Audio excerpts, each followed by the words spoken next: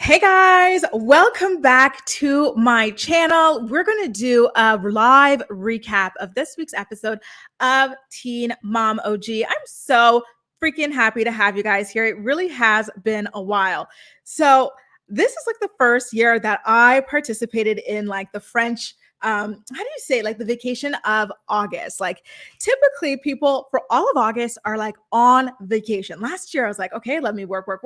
But this year, because we had a wedding in Romania to go to and we were going to make it into a road trip, I could not really do much other than the live streams that I do every week with Kempire Daily and Layla Lynn TV. So, it felt like a full blown Eastern and Central European, like, tour, like we stayed the night in Prague, in Hungary, in Budapest.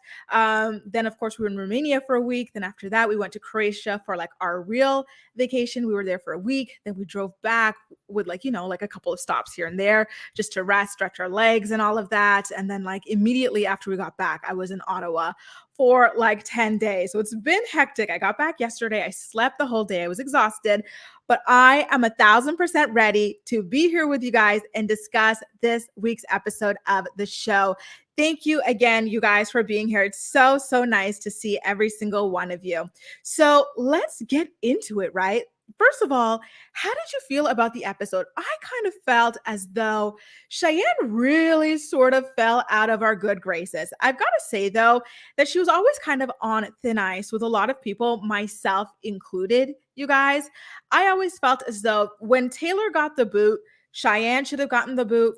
Tyler should have gotten the boot, and Macy's husband, Taylor, as well, should have gotten the boot because they have all said racist things in the past, or sexist things in the past, or homophobic things in the past, or, transphobic, whatever. The list goes on with all of these people. But now she really kind of like sealed the deal with me anyway, in terms of her character. I really felt like there was something off there and that the act was off, the good girl act. So I'm getting a little bit ahead of myself there. Let's kind of like take it all the way back to the very beginning of the episode. So Kirthy, the producer for Caitlin and Tyler, tells them, hey, I'm kind of curious. How does intimacy work for parents with a child in the room? Because the two of them tell her that the child is going to be sleeping in their bedroom for the first 5 months. I personally felt like it was a weird question. You know what I mean? Like, Kirthy, if you have kids, and I'm sure you know how it works, so why would you ask them on television? Put them on the spot like that. I felt like I didn't love that question, especially with the age difference there and stuff. It's like, Kirthy, I know you're asking for us as viewers, but I don't think we as viewers personally wanted to get that kind of information out of Kate and Tyler. Of course, they tell her, listen, we're going to be knocking boots. Like, the kid's not going to remember. She's only staying, he or she, because they didn't know at this point, is only going to be staying with us for the first 5 months of its life. So, of course, we're going to still be knocking boots at this point. By the way, real quick here, you guys, I watched the show from here in Europe using a VPN. So if you guys would like to have a VPN so you can watch the full episodes or anything like that and support the channel as well, the link is in the description box down below. So I'm kind of curious about you guys. Remember, Brianna said the same thing about Stella. Stella was a bit older than the 5 months. I think she was like 2 years old at this point or something like that, 1.5 years, 2 years old. And she said that Lewis and her were banging in a hotel room in the next bed while Stella slept in her bed.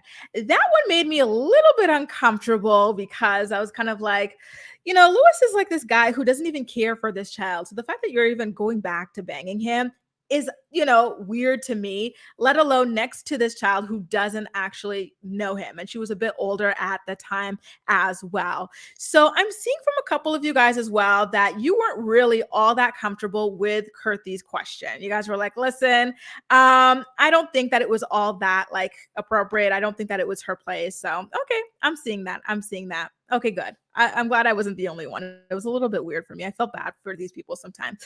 So Caitlin and Tyler decide that they're going to be taking an at-home blood test to find out the sex of the baby very soon. They're obviously hoping for a boy because it's the last kid that they're having. And so far, they've only ever had girls. And, I get it. At a certain point, when you have so many kids of the same sex, you do wish to have something a little bit different, I would imagine. So I don't knock them for that. But at the same time, it was $20,000 for a sex selection process. Like, they've spent money, what? Giving the sister a home to live in for free, which I'm sure costs over 20,000 a year, and then the sister destroys the home. They've got to rehab that home. I'm sure that costs a lot of money. The horses that they have just for Caitlyn to neglect them cost a lot of money. They got the sister a boob job. That cost thousands of dollars. So why could they not have spent $20,000 on something that they want so seriously, and especially something as important as a child? You know what I mean? Like, this is a child that you're going to be the parent of for the rest of yours and their life. So why would you not spend the money on something that important to you? Like, I would rather them do that than continue to whine about only having girls. I don't know how you guys feel about that. Definitely feel free to let me know. So next, we are over in Tennessee, where Macy talks to her friend about the explosive reunion. Remember, last season, Taylor really let Jen and Larry have it. He and Macy were incredibly upset at Larry, particularly kind of like intimating that they were manipulating Bentley against his father, Ryan. Then, of course, both of the parents were really trying to guilt trip Bentley into having Ryan at his own birthday party. And so Taylor yelled at them. He's like, put the child first. Like, you guys are always making everything about Ryan, and he's a sorry excuse for a man. And so they talk a little bit about that. And she says that they told Bentley about the drama, which I thought was kind of interesting. I was like, on the one hand, is this too much information for young Bentley? But on the other hand, it's all on television, and he's more than old enough to know what's going on the show. Like, if he's not watching it, his friends are watching it, or someone around him is watching it. Hell, listen, Macy and Taylor are selling Team Bentley t-shirts. So maybe Macy and Taylor wanted to clear that up for him in case he ever walked by someone wearing a Team Bentley t-shirt. What did you guys think about that? So Queen Vlog says that Bentley thinks for himself. He has his own thoughts and feelings. So yeah, I guess what she, if I'm reading that correctly, she's like, listen, he's old enough, he gets it. So okay, I'm here for that. Hi, just for the tea. Nice to see you. And by the way, thanks for popping by that live stream that we had over on Layla Lynn's channel with Campfire Daily as well. I saw you over there. It was so nice. Thank you, thank you, thank you. So yeah, let me see what else you guys are saying. Okay, so you guys are saying that you love the relationship that Taylor and Bentley have. I do as well. I'm seeing Maddie Cook say hashtag Team Bentley.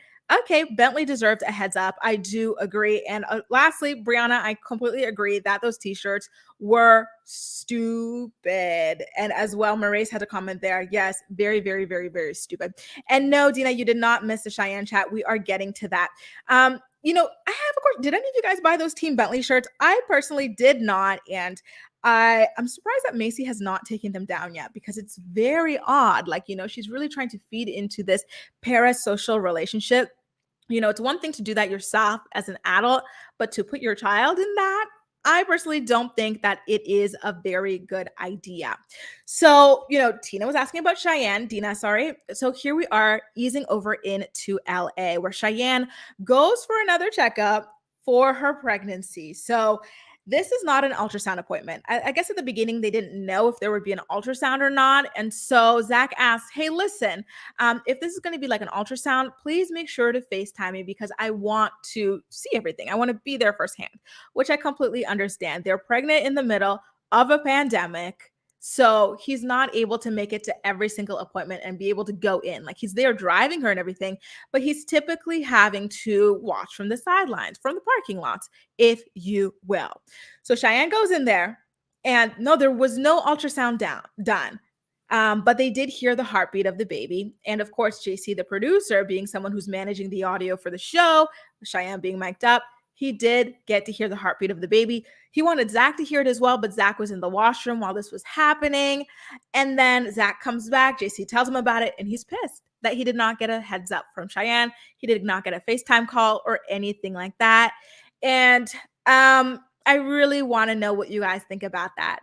The blow-up fight doesn't happen until the next scene a little bit later on, but let's get into it now. What did you think about the blow-up scene? Who was right and wrong? I personally felt as though, so let me just bold this so I know where to come back. I personally felt as though this, listen, Cheyenne, first of all, says to Zach, you knew what you were signing up for when we decided to have a baby in the middle of a pandemic. I think she's in the right there. They knew what they were signing up for.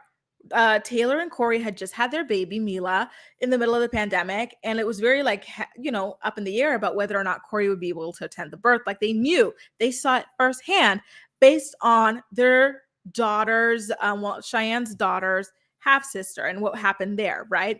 So Zach knew what it was going into it, but I definitely think that Zach also was in the wrong. Well, not in the wrong, but like I feel like, listen, the whole heartbeat thing, it's nice and everything, but you can buy one of those monitors to listen to the heartbeat at home. And it's not that expensive. I heard it's like what, like $30 or something like that. So did he really need to be that dramatic about the heartbeat? Unless it was the first one. I don't know if it was the first one or not. I doubt it was. I think they listened to that last season. But for that reason, I agree with Cheyenne on both counts. First of all, it was not the ultrasound. It was just a heartbeat. On our take, you can buy the Doppler or whatever it's called and listen to the heartbeat at home if it's that important to you. And then second of all, he knew what he was getting into, having a baby in the middle of a pandemic. You know that the father's not going to be able to attend every single last thing. But let's get into the way that she yelled at him. Her mom and her family blame it on the pregnancy hormones, but I'm not too convinced. I want to know, do you guys buy that? Is it the pregnancy hormones, or is Cheyenne at least slightly abusive to Zach? She screamed at him. She was like, I do not feel supported. I do not feel supported. And she screams in his ear. I had to turn the volume down and pause because I was a little bit stressed out by all of the screaming. Like, I'm not used to people screaming at each other like that. You know what I mean? Like, just, domestically. Of course, in these like reality shows, they're yelling at their friends like that and stuff like that. But domestically, it's kind of like, damn, that's your baby daddy and you're pregnant, stressing out your own baby. Like, really, sis? Really? Right? And then not only that, but she kicks him out like on the side of the road and takes over the car and drives on off to her mom's house. Is that at least slightly abusive? Because I feel like if a man yelled at a woman like that, and then just kicks them out of the car to fend for themselves, like, the side of the road or whatever, we would be having a really large conversation about like how abusive that relationship is. So Brittany says, listen, pregnancy hormones or not, Cheyenne was in the wrong. I agree. Shateria says, same thing. Listen, you can buy a Doppler at home, listen to the heartbeat at home. If it's that important to you, Zach, you could have listened to it at home. And if being there for everything for you is that important to you, you could have waited until, after the pandemic or whatever to have a baby. You know what I mean? Like, I personally feel like a lot of people who can, and they can afford to, they're quite young. Some people cannot afford to wait another year or this or that, but they're young, so they could have waited like another year or whatever, but I don't know. Matt says, no, I felt like Zach was just trying to press his frustration and she blew up. Okay, so we're getting both sides here. Chelsea says, did she kick him out of the car? Yeah, she kicked him out of that car and it was extreme indeed. It was trashy. She was just yelling and screaming. She has no reasons to be mad at him.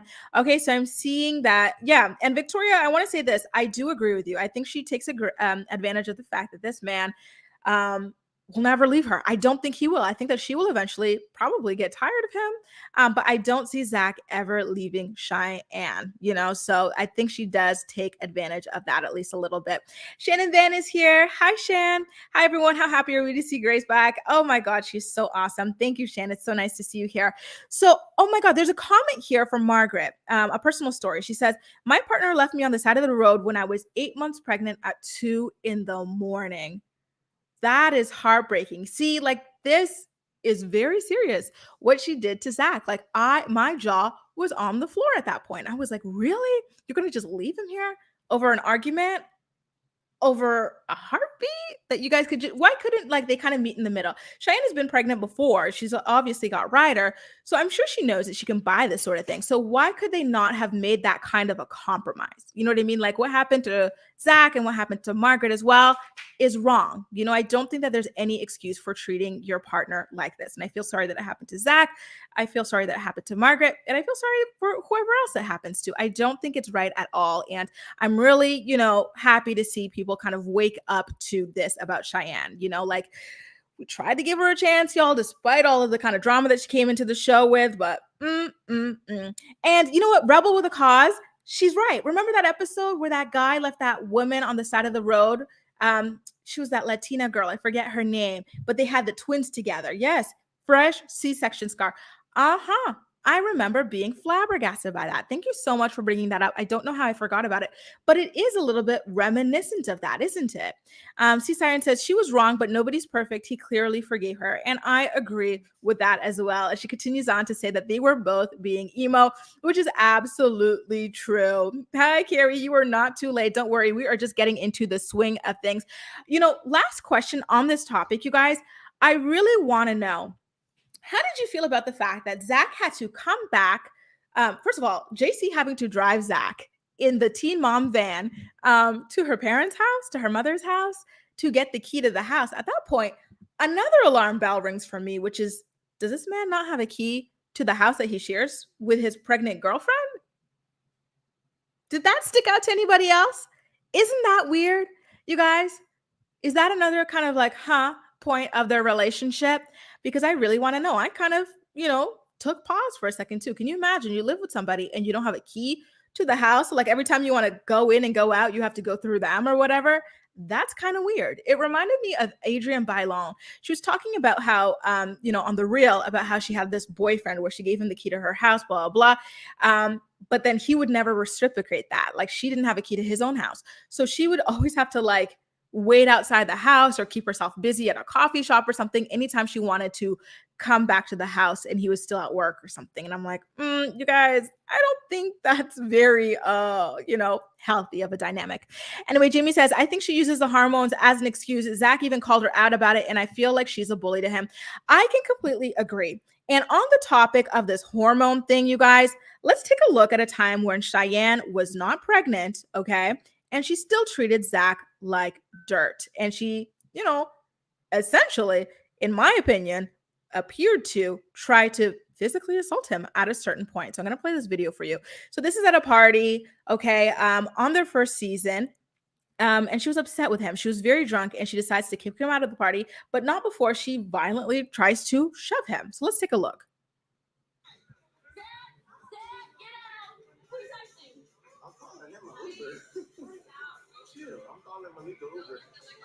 Look at her.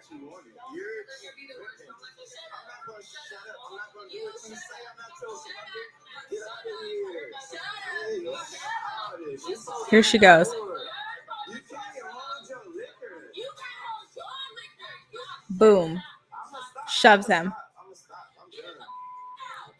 Was that the pregnancy hormones at that point or not? Right? Is that a real excuse, you guys? And we also have to remember that at this party, Corey was there and Cheyenne was still chasing after Corey.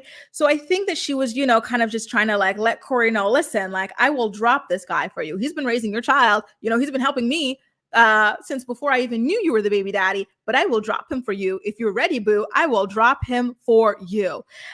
So listen, Queen says it is a bit weird that he doesn't have the key to the house, but if they go everywhere together, who knows? That is a fair point. But at the same time, even if you go everywhere together, I don't know. Like, I think it's weird. I feel like it should come up at least a certain point, right?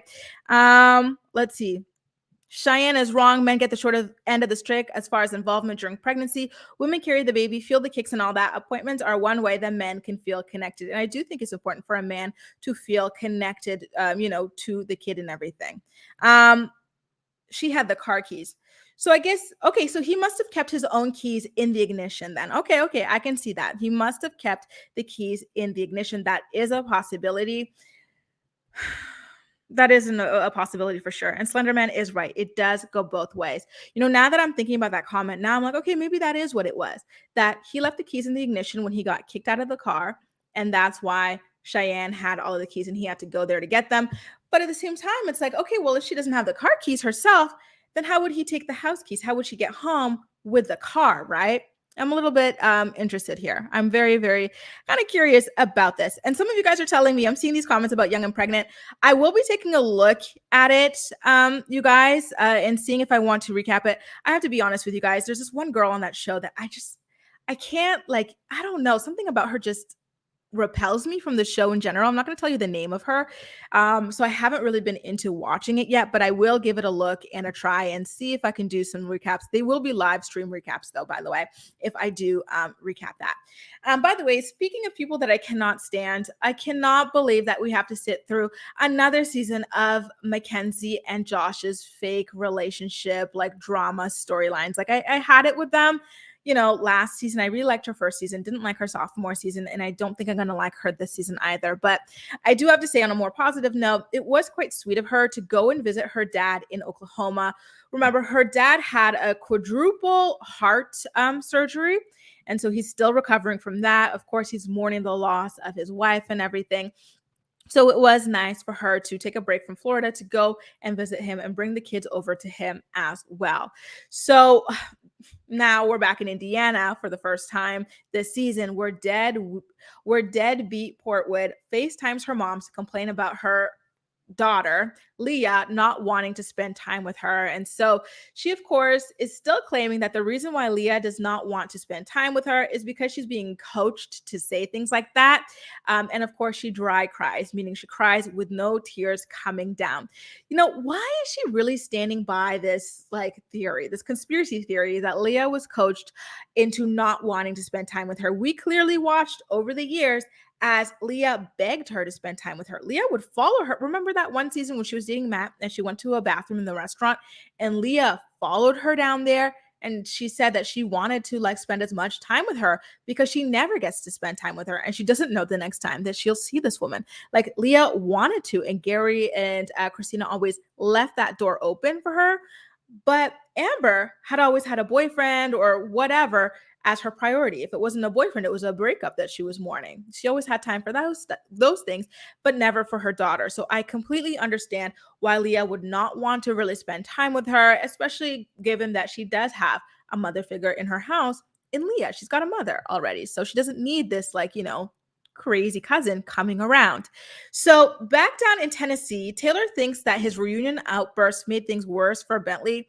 So he wants to discuss things with him. And I really like that. I really, really, truly like that about him. I think that that's an interesting difference between Taylor and maybe Cole from Teen Mom 2, because Cole did have these outbursts and whatnot, but he was always kind of more proud of himself for having these things versus thinking about how certain things would affect Aubrey's relationship with her grandparents, meaning what's his face? Adam's parents. Remember, he didn't want her to have the school lunches or this or that, or when Grandma Donner came with cookies and Chelsea acted like she was, standing at the door at gunpoint or something like that. Cole went there to kind of increase the drama a little bit. So it's really interesting to see the way that Taylor handles things. And I really like that and appreciate that about him. So Jen and Larry are given a scene. And at this point, I'm like, okay, so did MTV realize that they cannot make Macy a central character in her own segments because she is that dull? Remember last season, they all announced that Ryan, Mackenzie, his parents, they would not be a part of the season. And here they are already, episode 1 here. And it's true. Macy and Taylor, as nice as they are, cannot carry a season by themselves without the Edwards family kind of acting as, for lack of a better word right now, foil or whatever, the other side to her story. She's the one still talking about them. If she really did not want them to appear this season, she wouldn't continue talking about the reunion drama and whatnot. So I guess maybe she herself has forced MTV's hand in this. She claimed that it was all for Bentley, that they're not going to bring them up. But then she realizes, listen, I'm not that interesting without these people. I got to talk about them at the end of the day and cash these checks. So let me see. Sorry, let me take a pause and see what you guys are saying about that. How do you guys feel about the Edwards family being back? They didn't even do an episode without them. They were here right from the very beginning. So I'm seeing some of you guys are saying too, you forgot about Adam. Seriously. I was like, what is his name? He hasn't appeared on the show in so long. Where's the Team Taylor shirts? LOL, I'd buy one. See, I feel like that's a little bit more appropriate than a Team Bentley, but still inappropriate given the fact that it's real life situation happening with all of these people. But yeah. So let's see. Macy's personality is so monotone. Seriously, what did she say she was going to do? She's like, we're going to talk about, I don't remember what she claimed that she was going to make her segments about, but they weren't that interesting. Remember when she wasn't talking about Ryan last season, we were seeing her limp through a park. you know? Or the season before that, she was putting like blue lights up in honor of PCOS, or she was in Washington giving very monotone speeches in honor of PCOS. I'm sorry, Macy, but it's time to accept the fact that you're just not that interesting, and it's okay. And you either have to get off the show if you're so worried about Bentley and how, you know, Ryan being on the show is going to affect him, or accept it. And right now it seems like you'd rather accept it than get off the show for the whole reason that you claim that you wanted to get off of it in the first place. So now getting into Taylor, he actually is driving along with Bentley, who again looks way too old to be on the show, right? He looks very much over everything being discussed for the cameras. He, you know, he still looks like he's very, very sad. And I wish that they would take that into account. But nonetheless, he tells Bentley that he apologizes for things getting out of hand. He's like, my goal was to just make things as easy for you as possible. Of course, you can still see your grandparents and this and that, but it didn't turn out that way. But again, I'm going to have to say it was quite awkward watching this scene at this point. I agree. I believe that people like Bentley and Leah have probably aged out of the show, and it just kind of makes it a little bit awkward watching the interactions with the parents here. So Macy's hair, I do have to say, looked absolutely gorgeous in her conversation with Taylor about Ryan being an absentee dad. She said that Bentley hasn't mentioned wanting to see Ryan and Mac, so they're kind of just going to tread lightly on that and not really press the issue, which I do think is a fair thing to do. So next, oh my God, do you guys remember when this played out in real time? Amber's Instagram live rant where she called Christina a homewrecker. She called her a WHORE and everything because she was upset that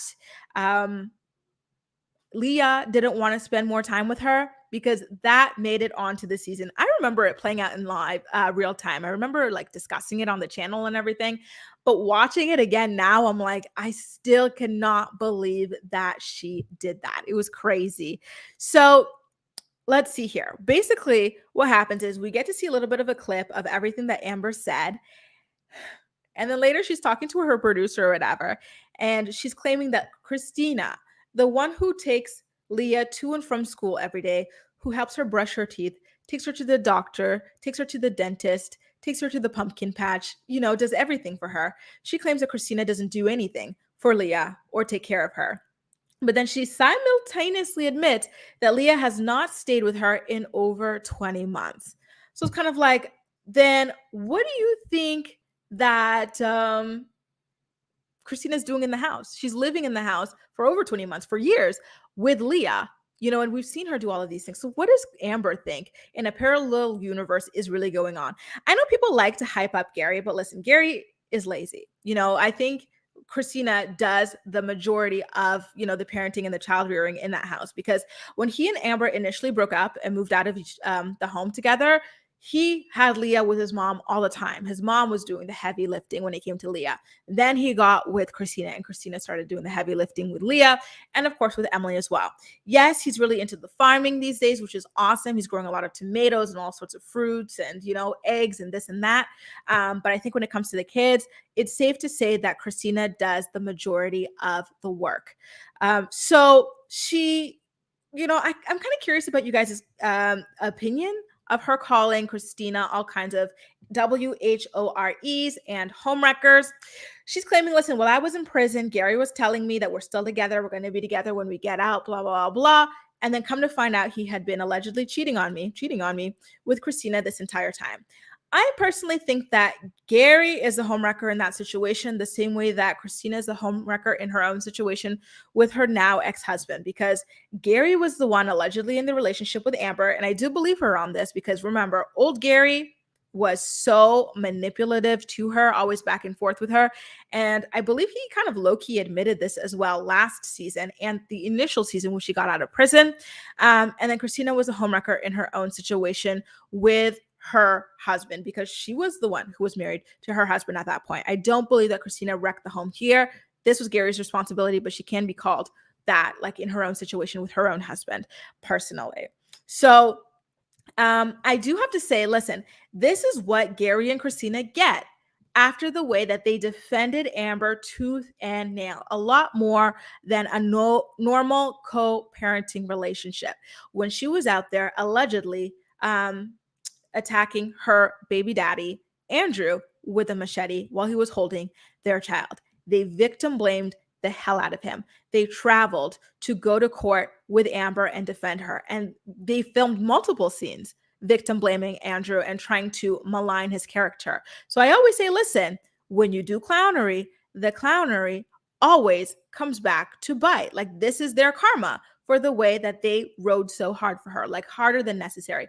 Yes, I get that you would want to keep the peace for the sake of a co-parenting relationship, but at the same time, the things that they did, the victim blaming that they did, that was clownery. And, the clown is coming back to collect on them. And I don't feel bad for them in that respect. So Christina sits down with Gary and she claims that she's not a homewrecker. And again, listen, you guys know my opinion on this on both of their ends.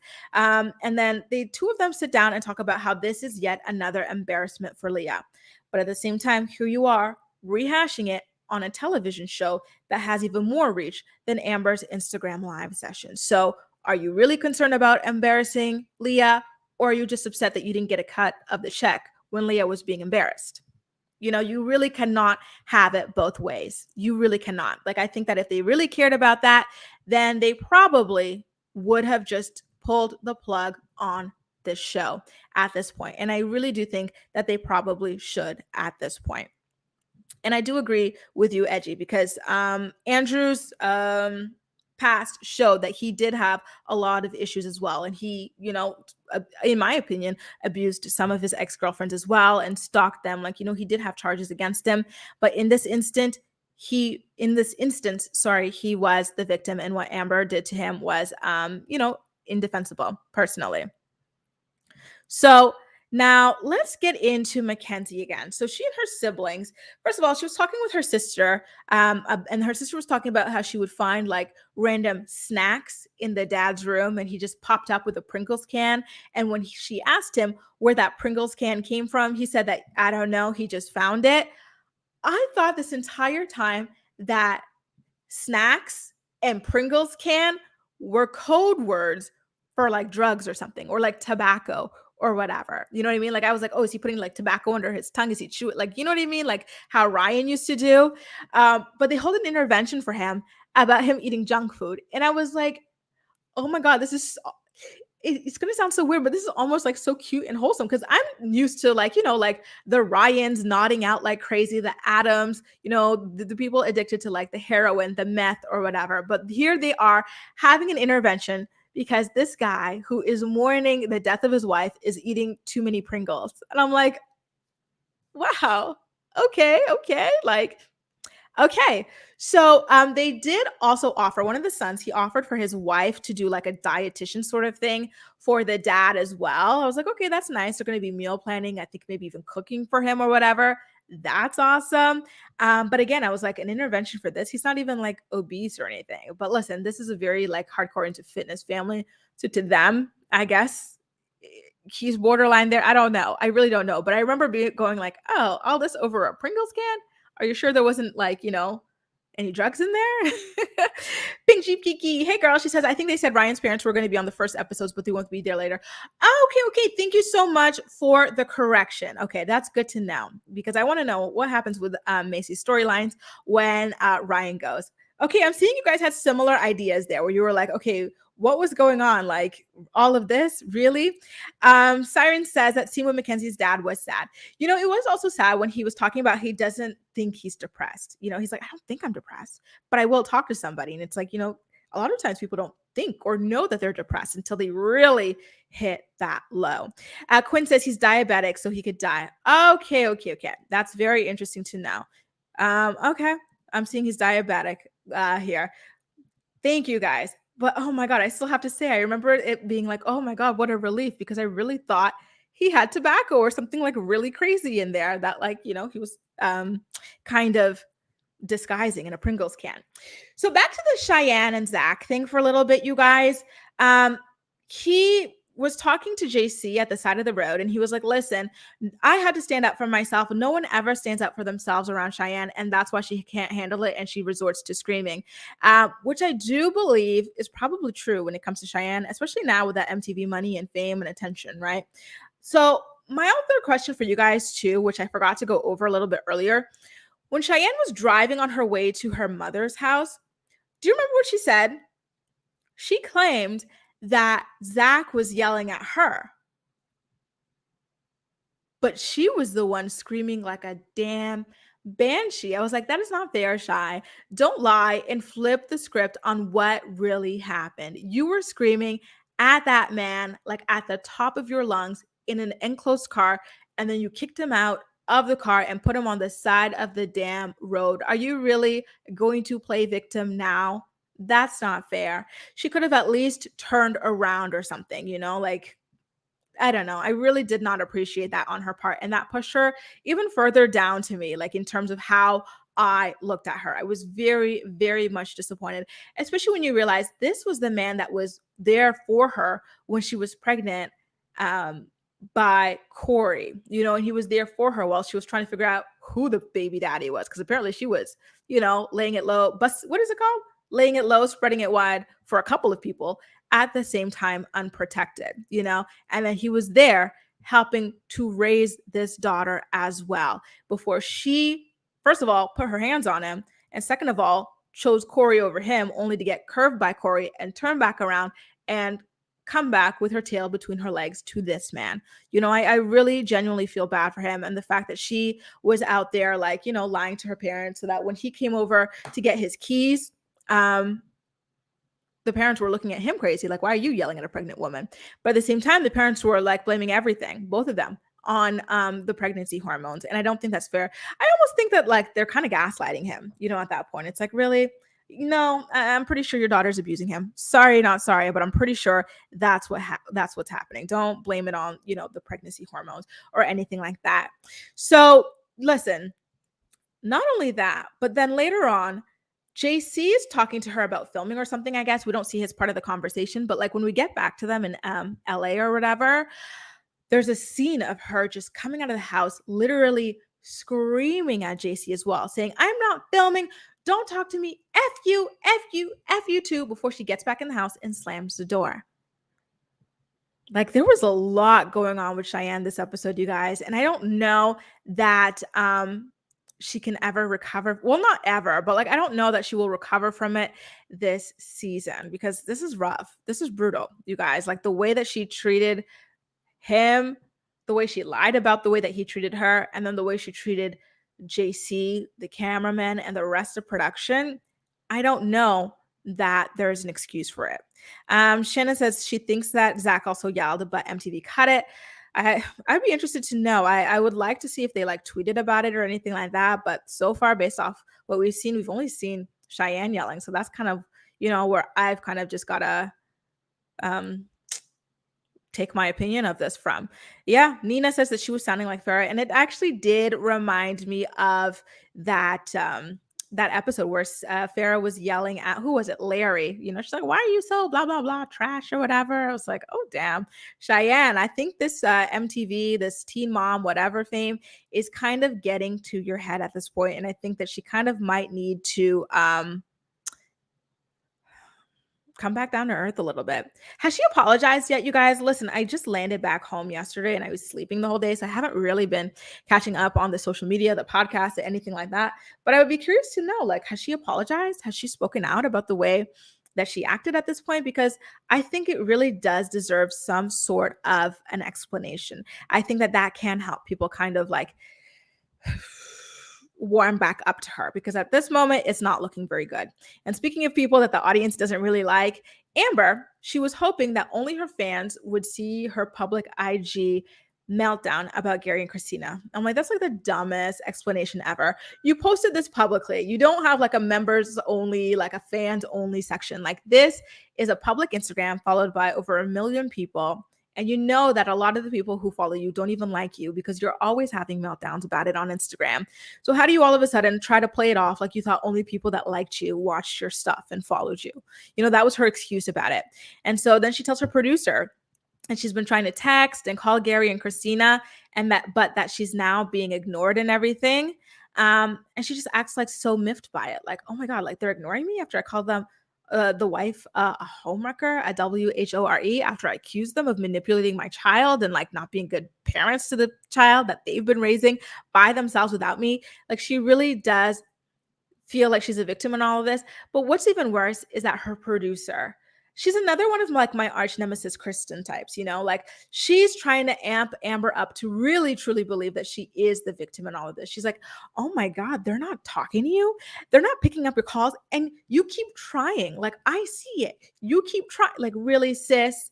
Really, you know exactly what it was that she did. Stop playing dumb with her. Like, come on, you know? So Amber continues on and she says that Leah never texts her back and that she's been texting Leah, love you for months. And honestly, when Amber read out all of the texts that she was sending to Leah, I was almost creeped out by it. She's like, I sent her one.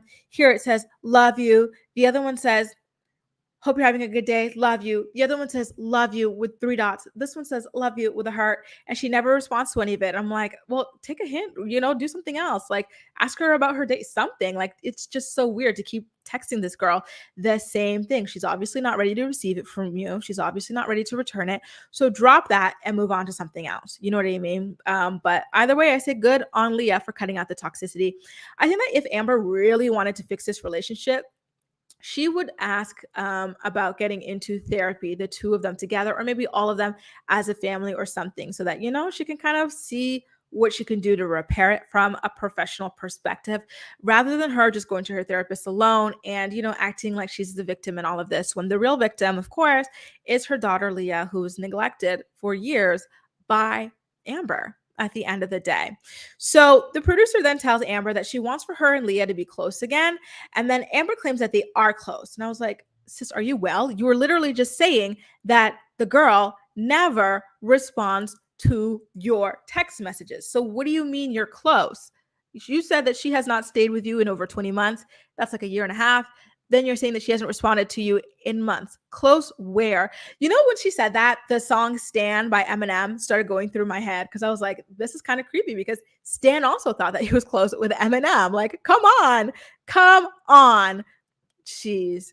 So anyway, you guys, now in the final scene of the episode, we are in Michigan and then we find out the inevitable. I have to ask you guys, were you surprised that Caitlin and Tyler were pregnant with another girl, their third one that they're raising? First of all, I kind of felt like bad for the daughter when Caitlin, as she was pulling the thing, she's like, please don't be a girl or whatever, or just don't be a girl. I was like, come on, like you can really make a compilation of every time these people have had like a gender reveal on camera and said that they really hope it's not going to be a girl. You know what I mean? And the fact that they have only girls after, it's very sad. I do on one hand feel bad for them, that they just can't seem to make a boy together or whatever. But on the other hand, it's like you spend more money than it does to get a gender selection on other frivolous things. So why would they not have just done that on a child if it were that damn important to them? They could have just had their boy years ago and, just been done with the whole thing. But instead, they chose to just keep, hoping and praying for a boy instead. And, I can't coddle that. Again, they spent all that money on that house that they let the sister live in for free and destroy. They spend all that money on all those cars. They spend all that money on design stuff for their homes and whatnot. The sister got a boob job. The different family members are getting money as well. Butch's rehab stints, like all sorts of things. So if they really cared about it, I think that they could have just done the gender selection thing. Or maybe they can, no, I was going to say maybe they can adopt, but I don't believe that an adoption agency would let them adopt a child, personally. By the way, you guys, the daughter's name is Raya. I think that's probably one of the most normal names that they have out there, outside of Carly, of course, being the number one. But at the same time, Raya reminds me of that dating app because I listened to this podcast, Nicole Byer, Why Won't You Date Me? And she's always talking about like how it's really hard to get on this dating app called Raya. So that's what I think of when I see that name. LT says, that was totally uncalled for, especially while being filmed. Trash. Be grateful for being able to have a child. I'm sure they're disappointed, but no need to make it so obvious. See, that's the thing for me as well. It's like the fact that they keep on deciding to do this on camera. Okay, I get it. Gender disappointment is real. I completely get it and empathize with people for that. But do you really need to keep showing it off on camera? Like, you can't film something else, y'all? Really? You know, like you really truly can make a compilation of every single gender reveal, them having the exact same reaction to the fact that they're having a girl. Anyway, you guys, that does it. That is a recap of what went down on this week's episode of Teen Mom OG. So again, to address the young and pregnant comments, I really cannot stand one of those girls. Like, even just looking at her, I'm like, oh my God, I can't stand this girl. And I don't know why, because I've never even watched it. I've only seen commercials. But I will try to take a look. And I will be doing live streams of that show. I'll try. If I can get through this week's episode of Young and Pregnant, then I will try to do live stream episode recaps of that. Just a quick heads up, in 2 weeks, I will be going to Portugal for a week. I will be in Faro. So I might be a little bit slow next week on the videos, but it's only for a week. And then I will be back into the full swing of things. I'm not going anywhere else for quite a while. But anyway, thank you so much for being here, you guys. It's been so nice chatting with you live. And I'm looking forward to keeping it up with the videos. I've got a bunch that I uploaded today and a bunch more tomorrow, the rest of the week, as usual. So I will see you guys in my next video. Thank you so much for being here, and see you next time.